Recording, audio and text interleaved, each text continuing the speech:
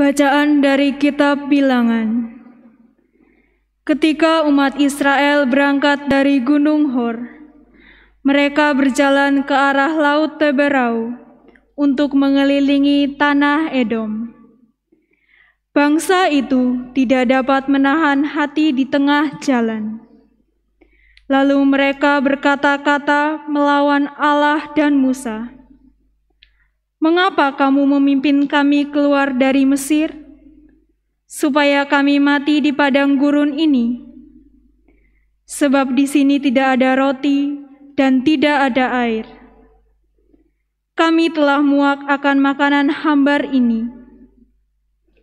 Lalu Tuhan menyuruh ular-ular tedung ke antara bangsa itu yang memagut mereka, sehingga banyak orang dari orang Israel itu mati. Kemudian datanglah bangsa itu mendapatkan Musa dan berkata, "Kami telah berdosa, sebab kami berkata-kata melawan Tuhan dan engkau. Berdoalah kepada Tuhan, supaya dijauhkannya ular-ular ini daripada kami." Lalu Musa berdoa untuk bangsa itu. Maka berfirmanlah Tuhan kepada Musa, "Buatlah ular tedung dan taruhlah pada sebuah tiang. Maka setiap orang yang terpagut ular, jika ia memandangnya, akan tetap hidup." Lalu Musa membuat ular tembaga dan menaruhnya pada sebuah tiang. Maka jika seseorang dipagut ular, dan ia memandang ular tembaga itu, tetaplah ia hidup. Demikianlah sabda Tuhan.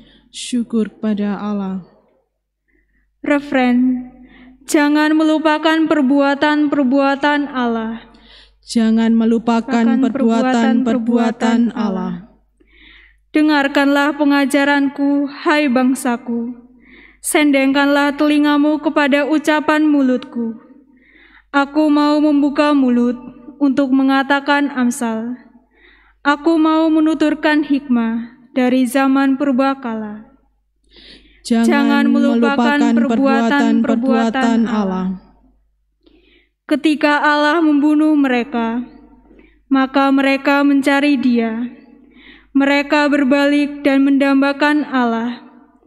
Mereka teringat bahwa Allah adalah gunung batu mereka, bahwa Allah yang Maha Tinggi adalah penebus mereka. Jangan melupakan perbuatan-perbuatan Allah. Bacaan kedua. Bacaan dari surat Rasul Paulus kepada jemaat di Filipi. Saudara-saudara, Yesus Kristus, walaupun dalam rupa Allah, tidak menganggap kesetaraan dengan Allah itu sebagai milik yang harus dipertahankan. Sebaliknya, Ia telah mengosongkan diri, mengambil rupa seorang hamba, dan menjadi sama dengan manusia. Dan dalam keadaan sebagai manusia, Ia telah merendahkan dirinya dan taat sampai wafat, bahkan sampai wafat di kayu salib. Itulah sebabnya Allah sangat meninggikan Dia dan menganugerahnya nama di atas segala nama, supaya dalam Yesus bertekuk lututlah segala yang ada di langit dan yang ada di atas serta di bawah bumi.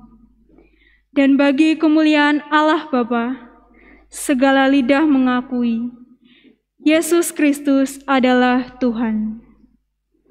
Demikianlah sabda Tuhan. Syukur kepada Allah.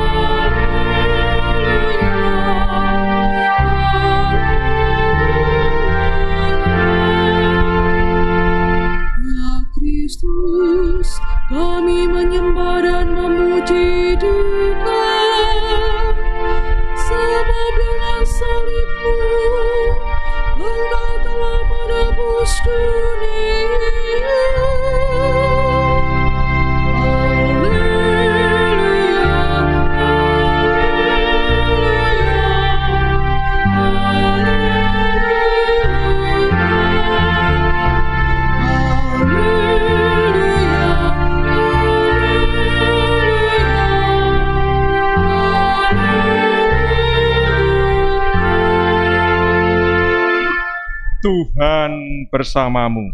Dan bersama rohmu. Inilah Injil suci menurut Yohanes. Dimuliakanlah Tuhan. Bab 3 ayat 13 sampai dengan 17. Dalam percakapannya dengan Nikodemus, Yesus berkata, tidak ada seorang pun yang telah naik ke surga selain Dia yang telah turun dari surga, yaitu Anak Manusia. Dan sama seperti Musa meninggikan ular di padang gurun, demikian juga Anak Manusia harus ditinggikan, supaya setiap orang yang percaya kepadanya beroleh hidup yang kekal.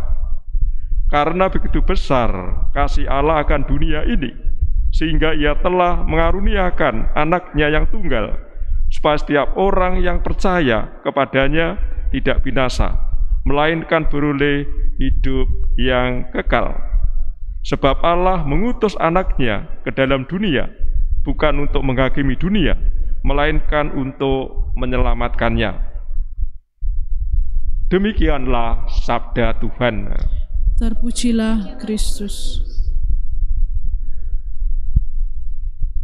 Untuk menangkap pesan pesta hari ini, saya bantu dengan suatu pertanyaan. Setiap kali kita mengikuti misa atau Ekaristi, kita membuat tanda salib berapa kali? Kita membuat tanda salib berapa kali? Mungkin ada yang menjawab 3 kali. Ada yang menjawab 7 kali. Ada yang menjawab 11 kali. Pertanyaannya, mengapa harus 3? 3 itu berarti awal, kemudian akhir, dan pada waktu Injil membuat tanda salib kecil di dahi. Itu 3. 7 mungkin sebelum komuni itu kita berdoa dulu. Kemudian ada kata-kata tutup lagi. Setelah itu antri komuni, setelah komuni buat tanda salib lagi. Berdoa lagi, tanda salib. Ini 7. 11. Mungkin pada waktu konsekrasi, pada waktu Romo mengangkat hosti juga yang berdoa, tanda salib lagi. Berdoa dengan singkat, tanda salib lagi. Kemudian pada waktu mengangkat piala, membuat tanda salib lagi. Mungkin ini sampai 2 kali, ini berarti 11 kali. 11 kali. Hari ini, tanggal 14 September, Pesta Salib Suci. Pesta Salib Suci dikaitkan dengan penemuan salib oleh Santa Helena, ibu dari Kaisar Konstantinus pada tahun 326. Tetapi lebih dari semuanya itu, bahwa Pesta Salib Suci adalah ungkapan iman gereja bahwa salib adalah jalan keselamatan. Bahwa salib adalah jalan keselamatan. Ingat, pada waktu kita dibaptis dulu, Romo mengatakan Maria, Katarina, Daniel, mungkin saya tambah pecok, aku membaptis kamu demi nama Bapa dan Putra dan Roh Kudus. Maria, Katarina, Daniel, membaptis kamu di nama Bapa dan Putra dan Roh Kudus. Nanti hari Minggu juga ada baptisan bayi. Kemudian pada akhir hidup kita nanti, karena asal kita itu juga dari Allah, akan kembali kepada Allah, Romo juga memberi tanda salib kepada kita. Kata demikian, saudaraku Mati Suwarno berangkat membawa damai abadi dengan tanda kemenangan Kristus, Bapa, Putra, dan Roh Kudus. Ini yang mau saya katakan, sebelum nanti Romo memberi tanda salib kepada kita, kita diminta untuk membuat tanda salib sebanyak-banyaknya dalam hidup ini. Bukan berarti pada waktu mau komuni harus membuat tanda salib, setelah komuni buat tanda salib, pada waktu konsekrasi Romo mengangkat hosti, mengangkat piala isi anggur, tanda salib, bukan itu. Tapi kita diminta untuk mengisi hidup dengan sebaik-baiknya. Sebagai contoh, Bapak Ibu yang sudah usia lanjut dalam doanya, ya Tuhan Yesus, Bunda Maria, dalam sisa hidupku ini, coba berani mengatakan demikian, saya akan misa setiap hari. Dalam sisa hidupku ini, misa setiap hari. Yang masih muda seperti Koster yang lektor itu, Desi mungkin, ya Tuhan, dalam usia muda ini saya akan mengisi hidupku dengan misa harian. Dengan misa harian. Ini penting juga untuk kita.